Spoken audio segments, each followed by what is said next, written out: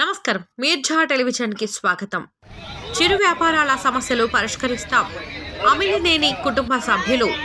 అనంతపురం జిల్లా కళ్యాణదుర్గం మున్సిపాలిటీ పరిధిలో నేడు శుక్రవారం వారపు సంతలో కళ్యాణదుర్గం ఎమ్మెల్యే అభ్యర్థి అమిలినేని సురేంద్రబాబు భార్య రమాదేవి, సోదరి రాధామాధవి కుటుంబ సభ్యులు, కూరగాయల వ్యాపారులు, ఆకుకూరల వ్యాపారులు, తోపుడు బండ్ల వ్యాపారులతో కలిసి వ్యాపారం ఎలా జరుగుతుంది, గిట్టుబాటు అవుతుందా లేదా అంటూ వారి సమస్యలు తెలుసుకున్నారు. గతంలో టీ సర్కిల్ సమీపంలోనే మార్కెట్ ఉండేది, వ్యాపారాలు బాగా జరిగేవి.